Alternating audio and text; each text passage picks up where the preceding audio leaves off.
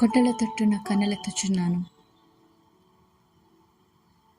నాకు సహాయం ఎక్కడి నుండి వచ్చును? యెహోవా వలనే నాకు సహాయం కలుగును. ఆయన భూమాకాశమును సృజించినవాడు. ఆయన నీ పాదమును త్రొట్టిల్లనీయడు. నిన్ను కాపాడువాడు కొనుకడు. కీర్తనలు 121 అధ్యాయం 1, 2, 3 వచనం.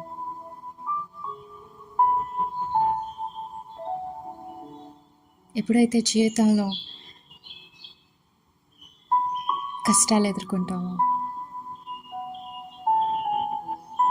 మన విశ్వాసం పరీక్షించే ఒక సమయం వస్తుందో, కొన్నిసార్లు అల్లాడిపోతూ ఉంటాం.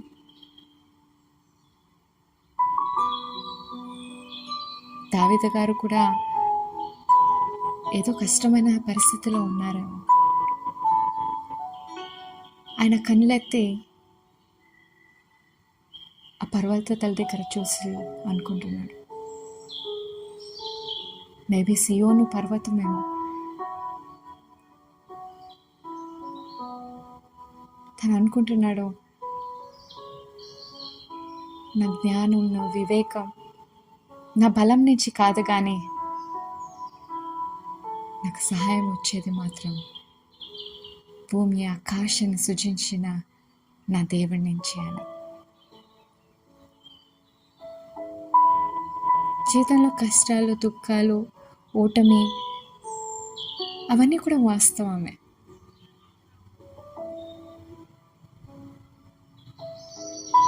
వాటి నుంచి మనం పారిపోవాలని కాదు, కానీ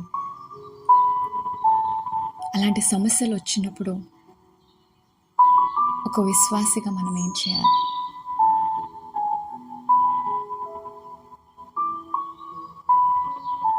పేతురు గారు నీటి మీద నడుస్తున్నప్పుడు ఆయన దృష్టి ప్రభు మీదే ఉంది. ఎప్పుడైతే తన దృష్టిని నీటిపైన, అలలపైన, తుఫాను పైన దృష్టి పోయిందో అప్పుడు తను మునిగిపోతున్నాడు. మన జీవితంలో ఎన్నో కష్టాలు ఎదుర్కొంటామేమో. అయితే దేవుడు ఈరోజు మీతో అంటున్నాడు, నీ దృష్టి యావత్తు నా మీద పెట్టు. ఇదిగో నేను ఈ లోకాన్ని జయించాను, మీరు కూడా జయించగలరు. కష్టపడుతున్నారా? భారంగా ఉందా? అలసిపోతున్నారా? దేవుడు ఈరోజు మీతో అంటున్నాడు,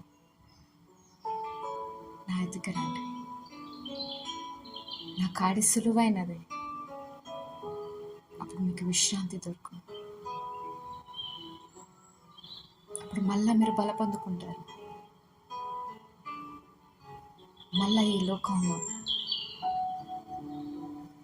నీటి మీద నడవగలిగిన ఆశీర్వాదాన్ని, బలాన్ని, జ్ఞానాన్ని, వివేకాన్ని మీరు పొందుకుంటారు. అయితే మీ దృష్టి మాత్రం యావత్తు దేవుని తట్టు చూస్తూ ఉండండి. అటువంటి జీవితాన్ని మీరు పొందుకోవాలని నేను ఆశిస్తున్నాను.